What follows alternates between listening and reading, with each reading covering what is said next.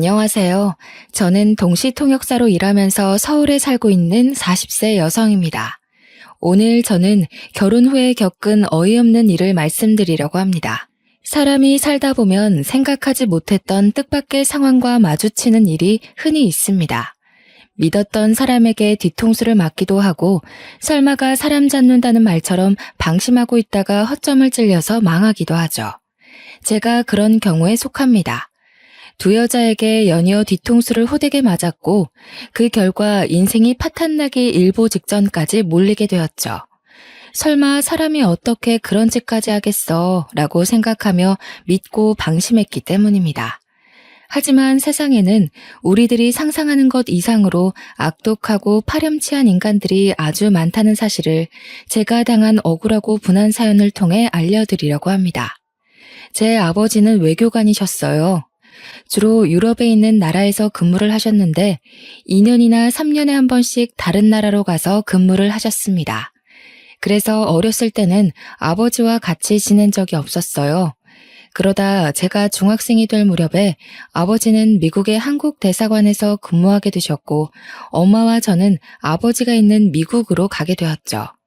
그때부터 아버지가 한국의 외교부로 발령이 나서 귀국할 때까지 5년간을 미국에서 살게 되었어요. 그래서 저는 중고등학교를 미국에서 다니게 되었습니다. 처음에는 미국 생활이 낯설었고 적응하기에 힘들었는데 1년 정도 지나자 영어도 어느 정도 익숙해졌고 친구들도 생겼어요. 미국의 문화에 적응을 하고 보니 아주 자유로워서 한국보다 좋았습니다. 다만 여전히 남아있는 인종차별과 밤거리를 절대 여자 혼자 다니면 안 된다는 걸 제외하면 말이에요. 중학생이 되어서 시작한 유학생활이었지만 저는 영어를 빨리 배웠습니다. 보통은 초등학교 저학년 때 유학을 와서 영어를 배운다고 하잖아요. 중학생이 되면 이미 늦어서 영어를 빨리 배우지 못한다고 하던데 저는 언어를 배우는 감각이 남달랐는지 1년 만에 영어를 스펀지처럼 빨아들여서 의사소통에 전혀 문제가 없는 수준이 되었어요. 부모님도 저의 탁월한 언어 감각을 보시고 아주 좋아하셨습니다. 소희는 다른 애들보다 영어를 빨리 배우는 것 같구나. 네 실력이면 여기서 대학을 다녀도 아무 문제 없겠어. 아버지는 제가 미국에서 대학까지 마치게 할 생각이셨습니다. 저도 미국에서 학교를 다니는데 문제가 없어서 그렇게 할 생각이었는데 3년 뒤에 문제가 생겼습니다. 아버지께서 한국의 외교부로 들어오라는 인사발령이 난 겁니다. 아무래도 한국에 들어가야 할 것 같다. 내가 알아보니 소희만 여기 남아서 계속 학교를 다닐 방법이 없어. 인사발령이 났으니 아버지는 당연히 귀국을 해야 했지만 저랑 엄마라도 미국에 계속 살 수 있는 방법을 찾아보셨는데 그게 불가능하다고 하셨어요. 그래서 결국 아버지를 따라 한국으로 돌아와야 했습니다. 미국에 처음 정착했을 때처럼 차별받을 일이 없을 줄 알았는데 한국에 와서 고등학교를 다니면서 문제가 생겼습니다. 친구들이 제게 텃세를 부렸거든요. 틈만 나면 저를 무시하면서 괴롭히기 시작했습니다. 너 미국에서 살다가 왔다던데 한국말은 할 줄 알아? 친구들은 뭔가 오해를 하고 있었어요. 미국에서 5년만 살다 온 건데 저를 아예 외국인 취급하고 있었습니다. 아버지 때문에 한국으로 유학을 왔다고 생각하는 것 같길래 제가 해명해 보았지만 친구들은 저를 자기들과는 다른 부류로 생각하고 거리를 뒀습니다. 제가 있으면 제 영어 발음을 흉내내면서 놀려댄 적도 있었어요. 야, 오늘 담탱이 몰래 야자 빼고 땡땡이 치자. 이런 건 영어로 어떻게 말해? Let's go 땡땡. 이러나? 너 영어 잘하잖아. 빨리 말해봐. 이런 식으로 이상한 질문을 할 때면 저는 대답하지 않고 무시했어요. 그런데 친구들은 자기들을 무시하면서 잘난 척한다고 화를 내더라고요. 야, 사람이 말하는데 쉽냐? 네가 그렇게 잘났어? 미국에서 살다 왔으면 다야? 안 그래도 적응하기 힘든데 친구들이 시건방지다고 놀리고 왕따를 시키자 더 이상 버틸 수 없었습니다. 제 편을 들어주는 친구 하나 없으니까 밝고 활동적이었던 성격이 말이 없고 내성적인 성격으로 변해갔습니다. 저희 엄마도 그 사실을 알아차리고 아버지와 상의를 하기도 했죠. 여보, 소희가 걱정이에요. 학교 생활에 통 적응을 못하는 것 같아요. 그래? 어떻게 하지? 다른 데로 전학이라도 보내야 하나? 내가 학교에 찾아가서 상담해 봤는데 내년이면 3학년이라 전학도 안 된다고 하더라고요. 설사 전학을 간다고 해도 그 학교에서 잘 적응한다는 보장도 없고 이걸 어쩌면 좋아요. 그렇다고 풀이 잔뜩 죽어있는 애를 그냥 내버려둘 수도 없으니 큰일이야. 날마다 부모님께서 저를 걱정하시는 소리를 들었지만 따돌림 문제를 해결해 주시지 못했죠. 힘들어도 참고 견디면서 졸업을 하는 것 외에는 다른 방법이 없었습니다. 아버지께서도 아무리 찾아도 방법이 없으셨는지 저를 따로 불러 달래기 시작하셨습니다. 소희야, 1년만 참고 졸업하자. 졸업하고 미국에 있는 대학으로 유학 가면 다 해결될 거야. 힘들어도 어쩌겠니? 참고 이겨내야지. 아버지께서 고등학교만 졸업하면 미국으로 유학을 보내줄 테니 1년만 참으라고 했어요. 몇 달 뒤에 3학년이 되자 저는 유학 전문 컨설팅 업체의 도움을 받아서 본격적으로 유학 준비를 하게 되었습니다. 소희가 워낙 영어에 능통하고 공부도 잘해서 아이비리그 대학도 도전해 볼 만한 것 같습니다. 부모님께서 말하신 이 대학이랑 이 대학의 원서를 접수해 보면 어떨까요? 유학업체 관계자분께서 제 실력이면 미국의 스카이로 불리는 인류대학도 가능하다고 하셨습니다. 그래서 저는 지긋지긋한 한국을 떠나기 위해 이를 악물고 미국 대학 진학에 필요한 준비를 하기 시작했습니다. 그때는 저를 괴롭히는 친구들이 있는 한국이 너무 싫었거든요. 얼마나 미국이 그리웠는지 미국 학교 친구들과 할로윈 파티를 하고 축제를 즐겼던 추억들이 꿈에 보일 지경이었어요. 제발 미국에 갈 수 있길 빌며 1년간 치열하게 준비한 끝에 예일대학으로 유학을 갈 수 있게 되었습니다. 대학에 진학하기로 하고 짐을 싸려고 하니까 엄마가 엄청 걱정하시더라고요. 소희야, 진짜 가야 하니? 아무리 전에 살았다곤 하지만 너 혼자 잘 지낼 수 있겠어? 괜찮다니까 몇 번을 말해. 내가 미국에서 안 살아본 것도 아니고 걱정하지 마. 제가 이렇게 말해도 엄마가 끝까지 걱정이 되셨는지 출국하는 제 손을 잡으며 울기까지 하셨습니다. 그 전에는 부모님과 같이 살았기에 문제가 없었는데 이제는 저 혼자 미국에서 살아야 하니까 불안하셨나 봐요. 그래서 엄마를 꼭 안아주며 울지 말라고 다독였습니다. 엄마, 애같이 왜 울어? 나도 이제 성이냐. 딴 생각 안 하고 공부만 해서 통역사 돼서 올 테니까 기다리고 있어. 만약 한국이 싫어서 유학을 가는 것이 아니었습니다. 동시 통역사로 장래 희망을 정해놨기 때문에 저는 꼭 유학을 가야만 했죠. 유학 전문업체 담당자도 유학 신청 서류에 장래 희망을 적어주면 붙을 확률이 높아진다고 하더라고요. 왜 미국 대학에 가려고 하느냐, 유학 생활이 너의 장래 희망에 어떤 도움이 되느냐와 같은 질문에 답을 해야만 했는데 제 생각을 읽었는지 업체 관계자가 동시 통역사라는 말을 꺼냈습니다. 유학 신청서에 내가 목표로 하는 일이 따로 있다고 적어야 돼. 예를 들자면 동시 통역사 같은 직업들을 적어주면 좋을 거야. 그 말을 듣고 저는 동시 통역사가 되기를 원한다고 적었어요. 그렇게 대학 생활을 하면서 통역사가 되기 위한 공부를 했고 국제적으로 인정받을 수 있는 자격증도 얻었습니다. 정신없이 4년을 보내고 통역사 자격을 얻고 나니 갑자기 외롭다는 생각이 들었어요. 유학 초창기만 해도 미국이 마냥 좋았는데 막상 4년이 지나고 보니 이젠 고국인 한국이 너무 그리워지더라고요. 그래서 저는 동시 통역사를 필요로 하는 미국 회사로 취업하거나 시민권을 얻어서 눌러앉을 수 있었지만 한국행을 선택했습니다. 갑자기 한국으로 간다니까 친구들도 절 붙잡는데 당연히 아버지께서도 절 말렸죠. 제가 오랜 고민 끝에 한국행을 통보하니까 아버지께서 한숨을 쉬며 말씀하셨습니다. 너도 이제 성인이니 여러 가지 고려해서 결정한 거겠지만 기왕 나간 김에 미국 시민권을 따는 게 어떠겠니? 다시 한번 생각해봐라. 나중에 후회할 거다. 아버지, 전 얼른 한국 가고 싶어요. 이제 혼자서 사는 거 지긋지긋해졌단 말이에요. 그리고 저도 무턱대고 한국 가겠다는 거 아니에요. 스카웃 받은 곳이 있어서 그곳으로 갈 거예요. 아버지가 가길 원했던 미국 대기업은 아니었지만 한국에서 이름만 대면 누구나 알 법한 땡땡그룹과 동시 통역사 계약을 하게 되었거든요. 몇 분 동안 전화 실랑이를 펼친 끝에 결국 아버지께서 두 손 두 발을 드셨습니다. 땡땡그룹에서 3년 동안 일을 하고 있었을 때였을까요? 제가 30을 바라볼 때쯤 남편을 만나게 되었어요. 영국에서 열린 무역 박람회장에서 마케팅 팀장이었던 남편을 처음 만나게 되었습니다. 정말 잘생기고 키도 훤칠한 게 여자들한테 인기가 많을 것 같더라고요. 보는 순간 호감이 들어서 남편과 눈이 마주치자마자 웃으며 인사했습니다. 남편도 저를 보고 환하게 미소 지으며 예의 바르게 인사해 주었죠. 안녕하세요. 정철민이라고 합니다. 잘 부탁드려요. 네, 반가워요. 제가 들으니까 미국에 있는 대학을 나오셨다고 하던데 맞나요?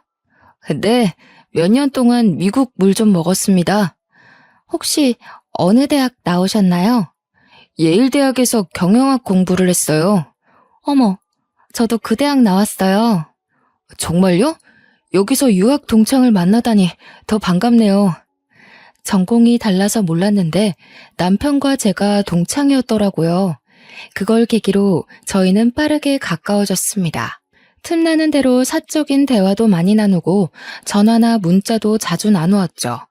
박람회가 끝날 무렵 남편이 제게 먼저 대쉬를 하기도 하였습니다. 소희 씨, 이번 회의 때 동시통역을 아주 잘해주셔서 감사합니다. 제가 밥 한 끼 사드리고 싶은데 한국에 돌아가서도 연락드려도 될까요? 네, 물론이죠. 언제든지 연락 주세요. 남편과 대화가 너무 잘 통해서 남편에게 연락이 안 와도 제가 해볼 생각이었습니다. 하지만 한국으로 귀국한 뒤에 여러 국제 행사를 따라다니느라 남편에게 연락해볼 시간이 없었죠.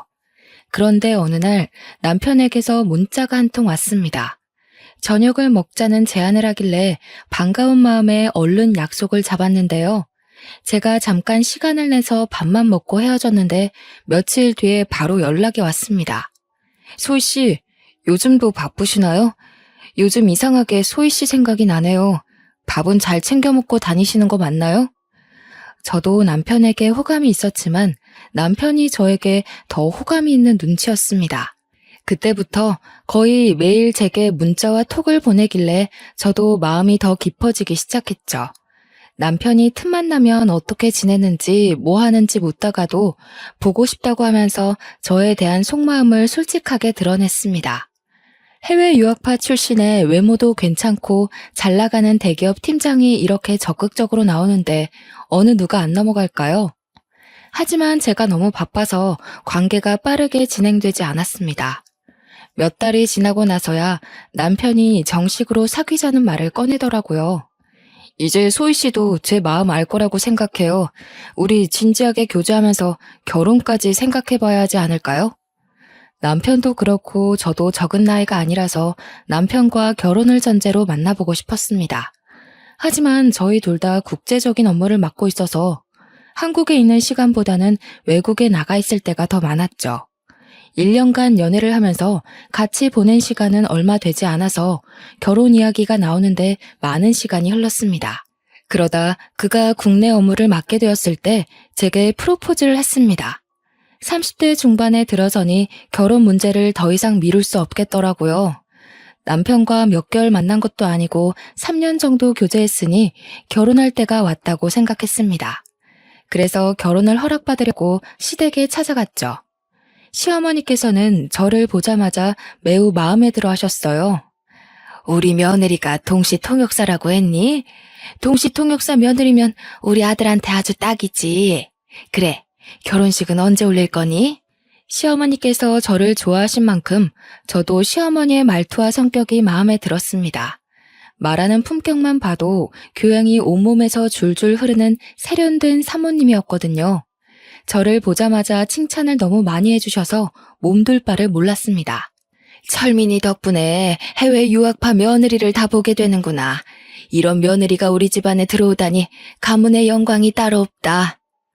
가문의 영광이라뇨. 저 받아주시면 제가 더 감사하죠. 나는 우리 철민이랑 얼른 결혼했으면 좋겠는데 사돈이 싫어하면 어쩌니? 딸 아깝다고 우리 아들 내치는 거 아닌가 몰라. 아니에요. 저희 부모님도 좋아하실 거예요. 실제로 저희 부모님도 남편이 마음에 쏙 든다고 하셨거든요. 시어머니를 처음 본 날만 그런 게 아니라 정식으로 잡은 상견례 자리도 화기애애한 분위기에서 진행되었습니다. 집안에 돈도 많지 시어머니께서는 저를 너무 좋아해 주시는 교양인이지 시아버지가 안 계신 것만 빼면 완벽한 집안이었습니다. 연애를 하면서 남편은 부모님이 이혼했다는 말은 했지만 왜 이혼을 하게 되었는지는 말해주지 않았어요. 신뢰가 될 거라고 생각하고 묻지 않았는데 결혼을 하고 나자 남편이 그 내막을 털어놓았습니다. 여보, 우리 아버지 말이야. 사실은 바람이 나서 이혼하신 거야. 뭐? 시아버지께서? 남편 말로는 아버님께서 아주 잘 나가는 사업가셨고 계열사를 5개나 거느리고 있는 작은 그룹의 회장이었다고 합니다. 그런 시아버지의 한 가지 약점은 여자를 너무 밝힌다는 것이었죠. 더 기가 막힌 사실은 시아버지께서 먼저 불륜 사실을 털어놓았다는 거예요.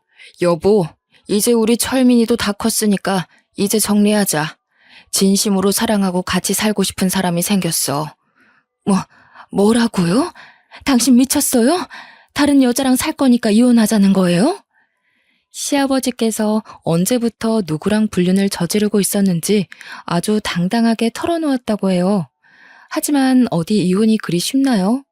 시어머니가 남편 결혼시키기 전까지 이혼 못한다고 하니 시아버지께서 놀라운 제안을 꺼내놓았습니다.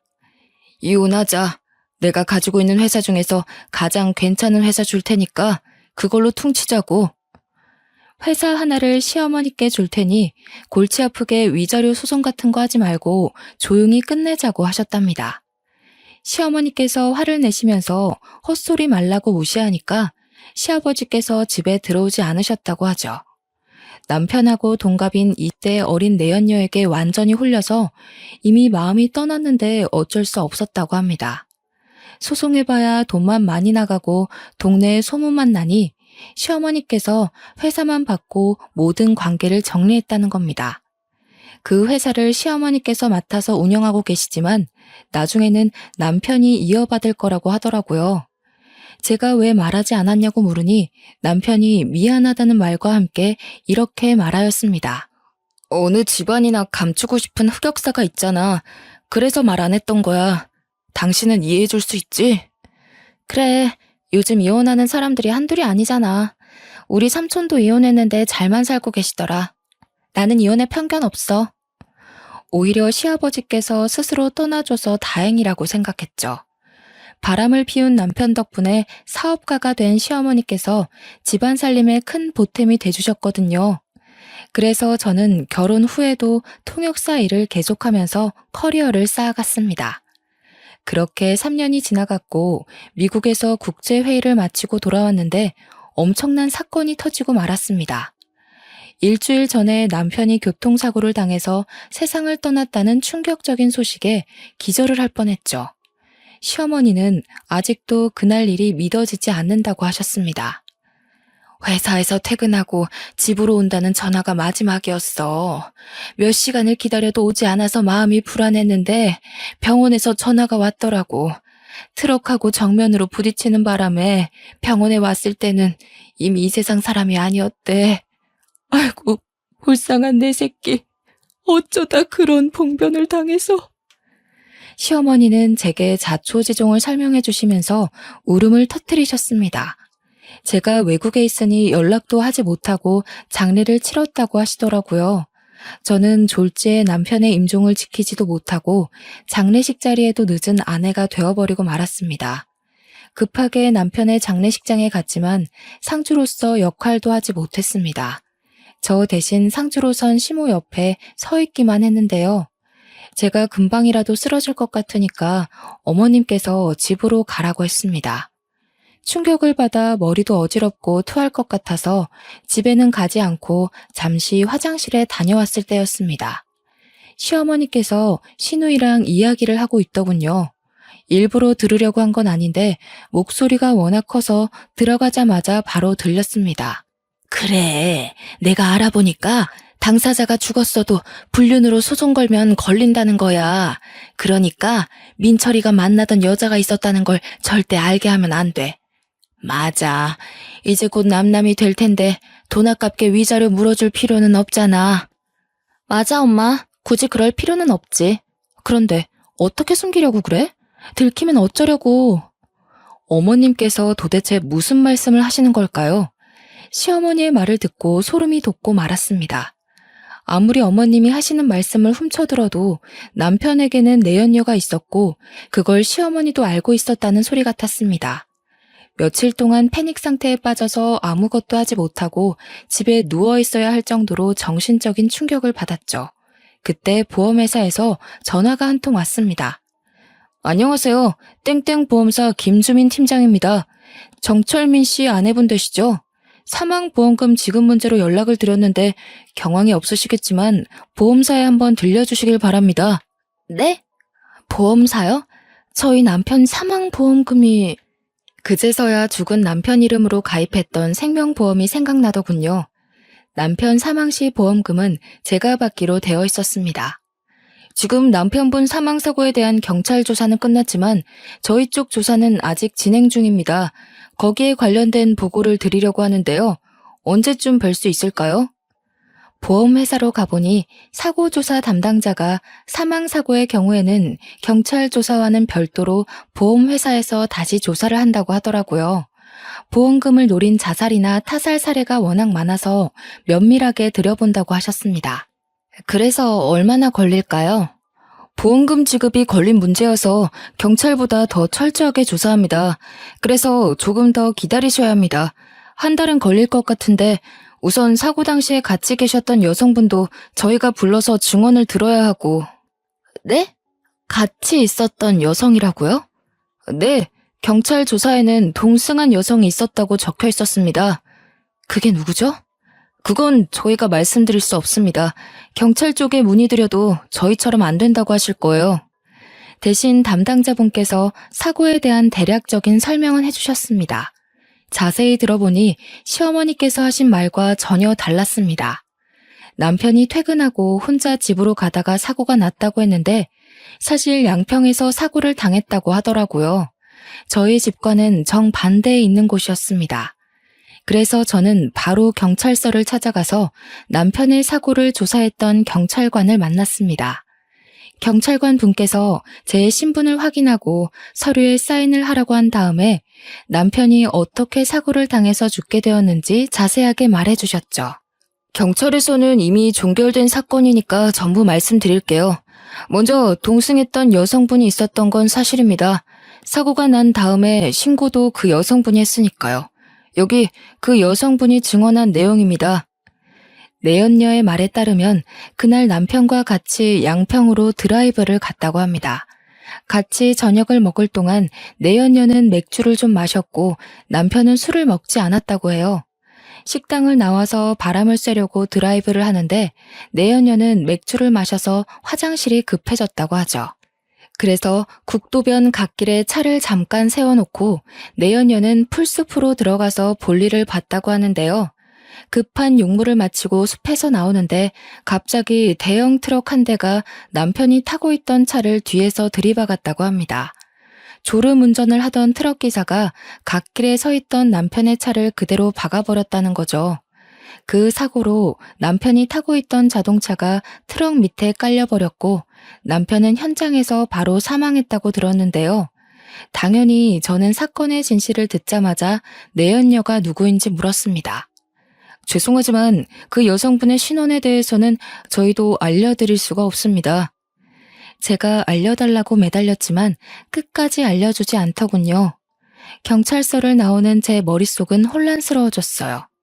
남편이 외도를 하고 있을 거라고 상상조차 안 해봐서 충격은 더 심했습니다. 죽은 남편을 상대로 불륜 소송을 해야 하나 싶었지만 당사자는 이미 죽고 없어졌는데 그렇게까지 해야 하나 싶었습니다. 하지만 남편의 불륜을 알고 있었으면서 돈을 아끼려고 거짓말을 한 시어머니가 괘씸하다는 생각이 들었어요. 그래서 변호사를 만나 어떻게 해야 하는지 상의하고 있는데 갑자기 모르는 여자에게 전화가 왔습니다. 여보세요? 최소희 씨 본인 맞으시나요? 네, 그런데요. 누구시죠? 저는 소희 씨 남편이랑 내연 관계 가졌던 여자예요. 네? 뭐라고요? 내연녀에 대해 어떻게든 알아내려고 변호사를 찾아간 건데 내연녀가 제 발로 찾아온 겁니다. 카페에서 만나서 이야기하자고 하길래 떨리는 심정으로 내연녀가 문자로 보내준 주소로 찾아갔죠. 내연녀를 실제로 보니 남편이 한눈에 반해서 넘어갈 만해 보였습니다. 얼굴도 몸매도 저보다 더 나아 보였거든요. 하지만 성격은 어찌나 고약한지 절 보자마자 재수없는 소리를 해댔습니다. 얼통이 서서 뭐 하세요? 시간 없으니까 얼른 앉으세요. 우리가 아주 불편한 관계라는 거 알아요. 하지만 그 사람은 이미 이 세상을 떠나고 없는데 우리끼리 싸워봤자 무슨 소용이 있겠어요? 내연녀는 뻔뻔하게 나오니까 코웃음이 절로 나오더군요. 제가 어이없는 표정으로 콧방귀를 뀌고 있는데도 내연녀가 꿋꿋하게 제게 제안을 했습니다. 소희 씨 시어머니도 저에 대해 알고 있어요. 그걸 증명하면 죽은 남편이 아니라 시어머니를 상대로 위자료 청구를 할 수 있다고요. 그래서요? 지금 위자료 청구해서 반반씩 나누기라도 하자는 거예요? 잘 아시네요. 제가 도와드릴 테니까 위자료 5대5로 나눠요. 그쪽도 억울해서 이대로 넘어가기 싫잖아요? 뭐가 그렇게 당당해요? 시어머니 골탕 먹일 증거라도 가지고 있어요? 제가 이렇게 물으니까 내연녀가 녹음 파일을 몇 개 들려주었어요. 내연녀가 시어머니와 나눈 대화를 몰래 녹음했더라고요. 녹음본은 당연히 내연녀와 남편이 저 몰래 만나고 있는 걸 잘 숨기고 있으라는 내용이었죠. 소희 씨가 해외 출장 가면 저희 둘이 같이 살았어요. 아파트 근처에 있는 CCTV도 증거로 내세요. 저희가 들어간 시간대에 시어머니도 자주 집에 들린다는 거 증명할 수 있을 거예요. 내연녀 말로는 시어머니께서 저보다는 자기를 며느리로 앉히고 싶다는 말을 자주 했다고 하더라고요. 저는 그 말을 믿지 않았지만 내연녀는 시어머니가 제 뒷담을 한 것까지 녹음해놓고 있었습니다. 최소희 그 애는 툭하면 비행기 타고 날라버리니? 마누라가 옆에 있어야 마누라지. 1년의 절반은 외국에 나가 있는 년이 무슨 마누라야? 혜정이 네가 우리 철민이 잘 챙겨주거라. 내가 기회 와서 확 이혼시켜버릴 테니까. 녹음 파일을 듣고 있던 저는 겉과 속이 다른 시어머니의 모습에 분노가 치밀어 올라서 견딜 수가 없었습니다. 제 앞에서는 간이고 쓸개고 다 내줄 것처럼 굴더니 남편 내연녀 앞에서는 제 욕을 대놓고 했더라고요. 어때요? 이제 제 말 믿겨지시죠? 우리 이대로 한편해요. 이 정도면 증거로도 충분할 것 같은데. 내연녀보다 시어머니에게 복수심이 드는 건 왜일까요? 녹음본을 들은 순간 속이 부글부글 끓더니 눈앞에 있는 여자가 꼭 제 편처럼 보였습니다. 내연녀의 말이 사실이라면 시어머니를 상대로 위자료 청구 소송을 해도 승산이 있을 것 같았죠. 그래서 원하는 게 뭐예요? 아무 조건 없이 본처 앞에 나타나서 제 소송을 돕겠다고 할 리는 없을 것 같은데. 5대5로 반띵하자는 소리 했잖아요. 돈이 급해서 그런 거죠. 별일 있겠어요? 내가 정철민 믿고 이것저것 돈 질러놓은 게 많이 있는데 갑자기 죽어버려서 다 내 빚이 돼버렸잖아. 진짜 미친놈 아니야? 시집 오라고 해놓고 죽어버린 놈이 어딨어? 그 말을 들은 순간 정말 정신 나간 여자라고 생각했죠. 하긴 본처한테 머리카락 쥐어뜯기고 재산 탈탈 털릴 수도 있는데 기어코 찾아온 거 보면 하루살이 인생을 사는 것 같았습니다. 급한 불만 끄는 데에 온 정신이 팔려서 아슬아슬한 승부수를 둔 것 같았는데요. 이렇게 비정상적인 여자 때문에 시어머니께 복수를 할 수 있게 되었습니다. 그리고 상간녀 소송을 하지 말아달라고 계약서까지 써달라고 하더군요. 저는 생각해본다고 말하고 남편 내연녀와 헤어진 다음에 머릿속으로 계산을 해봤습니다. 시어머니에게 위자료를 받아내고 보험금을 받는다면 시댁에 복수도 하고 관계를 완전히 정리할 수 있을 것 같았어요. 그러다 얼마 후에 보험사에 연락을 받고 내연녀가 제안한 대로 하기로 결심했습니다. 하지만 내연녀에게 연락해서 만나기 전에 시어머니에게 소송을 할 거란 말을 먼저 하면서 사과를 받아야 할 것 같아서 시댁에 먼저 갔습니다. 평소처럼 도어락 문을 열고 들어가니 시어머니께서 뜻밖의 손님과 같이 있는 게 보였습니다. 바로 제가 만났던 남편 내연녀였죠. 안방에서 둘이 뭐가 그리 좋은지 히히덕거리고 있더라고요. 어머님, 그년 아주 바보더라고요. 내가 하는 말을 그대로 믿더라니까요. 그년이 영어만 잘하지 다른 건 아무것도 몰라. 아들이 바람을 피우다가 죽었는데 엄마한테 위자료 달라고 하는 법이 세상에 어디 있겠니? 저는 그년이 당장 상간녀 소송한다고 난리를 칠까봐 얼마나 조마조마했는지 몰라요. 얼른 계약서 받아내야 할 텐데 걱정이야. 곧 받아낼 수 있을 거다. 내가 말했잖아. 세상 물정이라고는 모르는 등신이라고. 어떠냐? 내가 시키는 대로 하길 잘했지? 네. 어머님은 정말 머리가 잘 돌아가세요. 이제 계약서만 받아내고 보험금만 빼내면 끝이니까 서두르자고요. 담당 설계사가 이제 조사 끝났다고 연락 왔어요. 그냥 민증만 가지고 가면 돼요. 둘의 말을 들은 저는 어이가 없고 기가 막혀서 맥이 탁 풀리고 말았습니다. 다리에 힘이 빠져서 주저앉을 것만 같았는데 겨우 정신을 차리고 내연녀와 시어머니가 대화하고 있는 목소리를 녹음해놨습니다. 그리고 급히 시댁을 빠져나왔는데요. 내연녀와 시어머니가 한패였다니. 제가 남편 사망 사건의 경위를 캐고 다니는 걸 안 시어머니가 내연녀를 시켜서 계약서에 사인을 받아놓으려고 했던 겁니다. 그리고 제가 내연녀를 발견해 상간녀 소송을 걸더라도 이기려고 했던 거죠. 변호사를 찾아가서 들어보니 짐작했던 대로 남편이 사망했기 때문에 시어머니에게 위자료 청구 소송으로 민사상의 책임을 묻는 건 불가능하다고 하더라고요. 다만 당사자가 사망했어도 상간녀를 상대로 소송은 얼마든지 가능하다고 했습니다. 이걸 알고 있던 그 인간들은 저한테 계약서를 받아내서 상간녀 소송을 막으려고 했던 거죠. 며칠 후에 내연녀에게 연락해서 생각을 정리했다고 만나자고 했습니다. 내연녀와 저는 처음 만났던 카페에서 다시 얼굴을 마주하게 됐죠. 저는 내연녀를 보자마자 상간녀 소송장을 꺼내서 그년 얼굴에 던져버렸습니다.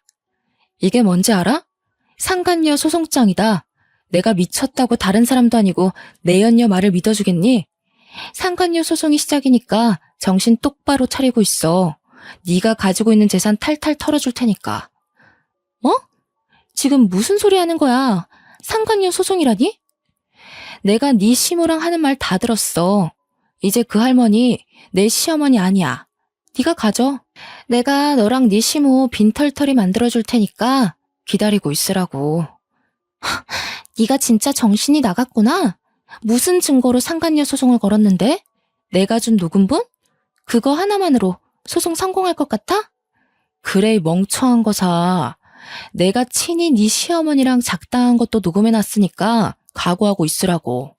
내연녀가 저를 향해 쌍욕을 내뱉길래 내연녀가 상황 파악을 할 수 있도록 찬물을 얼굴에 부어주었습니다. 그리고 집에 와서 서랍장을 뒤져보니 제 주민등록증이 없어져 있더라고요.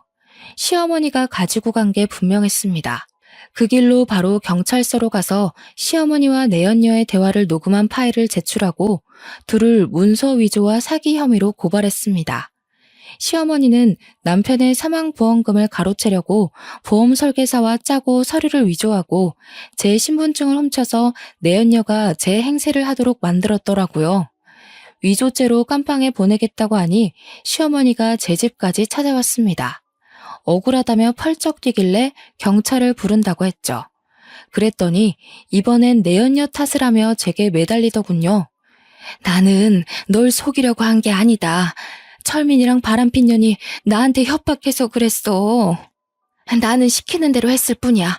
나는 아무 잘못도 없으니까 한 번만 봐주라, 응? 봐주긴 뭘 봐줘야 하죠? 내연녀보다 더 나쁜 게 어머님이에요. 어머님 양심이 있으면 제대로 죗값 받으면서 제 인생에서 나타나지 말아주세요. 소희야, 왜 그러니? 왜 내 말을 안 믿어줘? 나보다 내연녀 말을 믿는 게 이상한 거야. 그래, 그 녹음본도 내연녀가 위조한 거다. 그러니까 나 좀 살려줘. 위조한 거라고요? 말도 안 되는 소리 하지 마세요. 제가 어머님 말을 믿을 것 같아요. 경찰 불렀으니까 나중에 법정에서 보게요. 안 돼. 진짜로 경찰을 불렀다고? 이 우라질 같은 거사. 감히 날 신고해? 내가 밥 해주고 집 지어준 건 생각도 안 하니? 부모같이 대해줬건만 근본도 없는 년이. 결국 제가 부른 경찰이 와서 시어머니를 끌고 가는데도 끝까지 자기는 아무 잘못 없다고 욕설을 내뱉더라고요. 그렇지만 경찰이 조사 과정에서 확보한 증거를 들이대자 그제서야 잘못했다고 울고불고 난리를 치면서 제게 보험금을 돌려줄 테니 용서해달라고 빌었습니다. 하지만 이건 돈이 문제가 아니라 인간이 가져야 할 양심과 법적인 문제였어요. 아무리 돈에 눈이 멀어도 미망인이 된 며느리를 속이고 내연녀와 편을 먹다녀. 시어머니가 더 이상 사람으로 보이지 않았고 도저히 용서할 수 없었습니다. 내연녀는 물론 시어머니에게 위자료 소송을 걸었는데요. 내연녀와 시어머니는 제게 거액의 위자료를 물어줘야 했습니다. 그리고 민사상의 책임을 졌으니 이젠 법이 정한 형사상의 책임을 질 차례였어요. 시어머니와 내연녀는 구속되어서 법의 심판을 받게 되었습니다. 자기 꾀에 자기가 빠진다는 말처럼 자신의 잘못을 피하려고 무리를 해서 머리를 굴리다 보면 자승자박의 꼴이 되기 마련입니다. 잘못된 행동을 하지 않는 게 가장 좋겠지만 잘못을 저질렀다면 잔머리를 굴리면서 피하려고 하지 말고 솔직하게 잘못을 인정하고 그에 합당한 대가를 치러야 한다고 생각해요. 그렇지 않으면 더 큰 화가 반드시 돌아온다는 걸 기억하시길 바랍니다. 저는 깜빵에서 썩어가고 있는 시어머니와 내연녀를 보며 오늘도 정의롭게 살아가야 한다고 느끼고 있습니다. 제 할 거 열심히 하면서 기회가 되면 좋은 사람 만나가며 즐겨야죠. 상처를 너무 많이 받아서 제 팔자의 결혼은 무리일 것 같습니다. 끝까지 읽어주신 모든 분들은 저랑 다르게 가족들과 행복하게 잘 지내시길 바랍니다. 감사합니다.